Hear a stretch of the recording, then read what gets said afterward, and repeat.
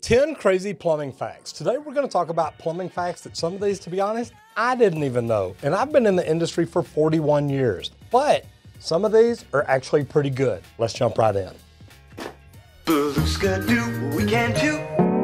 So first of all, Albert Einstein was made an honorary member of the Plumber and Steamfitters Union after he announced that if he had to live his life all over again, he'd come back as a plumber. Now, I know people have asked me, and I've actually told them, look, I don't know what else I would be. I really do enjoy plumbing, but you never know. It's nice to know that somebody as smart as Albert Einstein, and trust me, plumbers, you don't have to be that smart, or people that want to get into plumbing, you really don't have to be that smart.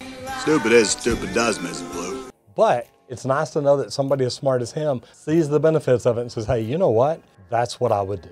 Number 2, in the technology capital of Japan, they actually have urinals that work on voice control. You can just literally look at it, talk to it, and it flushes. One of the words that you can use is fire, fire, fire, fire, fire, fire. Or maybe fire away. Now, number 3, and this is one I know I always get right. Over $100,000 was spent on research to determine whether most people put toilet paper on where the flap is on the front or whether the flap is on the back.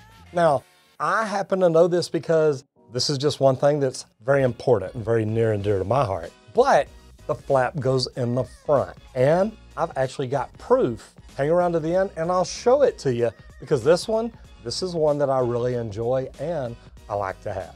But the flap does go in the front. And if you disagree, do me a favor, leave a comment down below and let me know what you think, whether you agree or disagree. This one though, I just happen to know I'm right. Now number 4, and this is a crazy one, but it's true.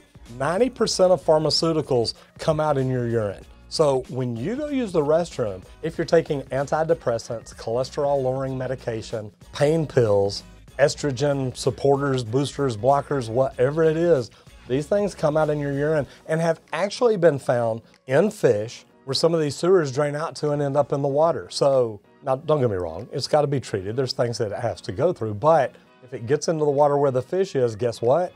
Your fish might be getting a little high too.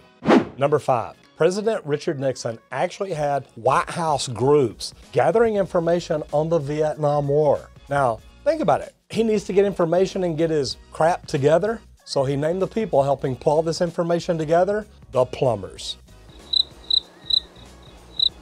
The plumbers. Number 6, and this is a funny one. During halftime of the Super Bowl, there are more toilets flushed than at any other time ever.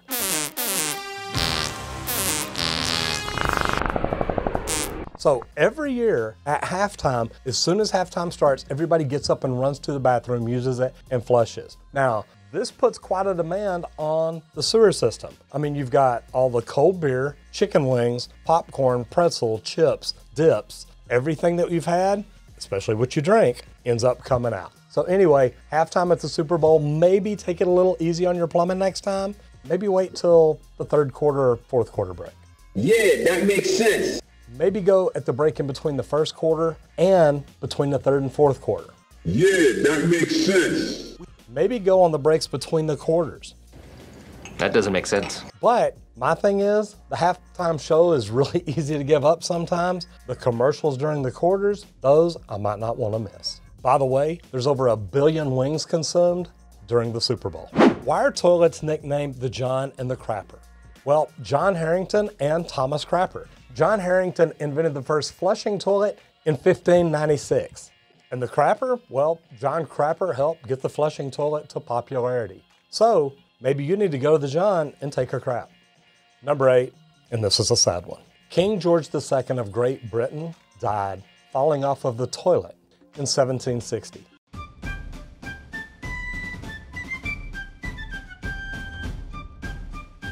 Now, I'm not sure if he called it a John or a Crapper, but at the end, he crapped out. Now, the bathroom has many interesting names all around the world. I mean, what do we call it here? I'm going to the John, I'm going to the Crapper, we'll go take a leak.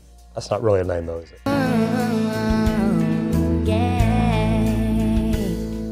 So the Egyptians called it the House of Horror. And I gotta tell you, with some things that I've seen in there as a plumber, that name kind of fits. The Romans called it the necessarium. Well, that's pretty obvious. Seems that sometimes it really is necessary. The Tudors, who ruled England for a long time, called it the privy, or the House of Privy. And people in France called it La Chambre Sainte. Now, that's the bad smelling chamber, but La Chambre Sainte, France, perfume, I don't know. Find a way to make something work there. Make it enough. And the one that really doesn't make sense is the Israelis, where they call the bathroom the house of honor. And I don't know. I guess if you've ever seen anybody drunk and they're worshiping the porcelain throne, maybe that does make sense. And number 10, this is the one that ought to scare the crap out of you. The average person spends an entire 3 years sitting on the john, or sitting on the crapper, or sitting on the john taking a crapper, or just sitting on the toilet. One very long digestive tract later. Can you imagine spending 3 years of your life sitting on the toilet? Now, it doesn't sound like fun, but I gotta tell you, with electronics these days, that number is probably gonna go up to 6 years because people get in there and get lost on all the social platforms, watching YouTube videos, having fun. But what a way to spend your time. Isn't that amazing? Okay, I told you to hang around till the end that I could prove to you the toilet paper rolls off the front, not the back. The flap actually goes off the front. You need to remember that. Here's why. February 23rd, 1892, E. Morgan, his patent for the toilet paper roll holder clearly shows the roll coming off the front. September 25th, 1888, H.S. Lane backs it up with his toilet paper roll patent. Then December 22nd, 1891, S. Wheeler, again, verification that the flap goes off the front. Guys, there is undisputable truth. But then July 6, 1931, J.H. Allen had to screw everything up and draw his patent with it coming off the back. Well, I guess we've been arguing about it for years, but that's why 75% of the people say it goes off the front. Hope you enjoyed that.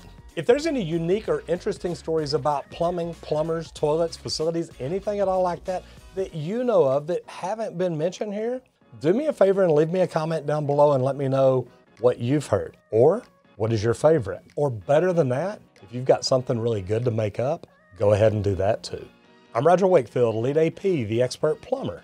I'll see you in the John if you don't get flushed.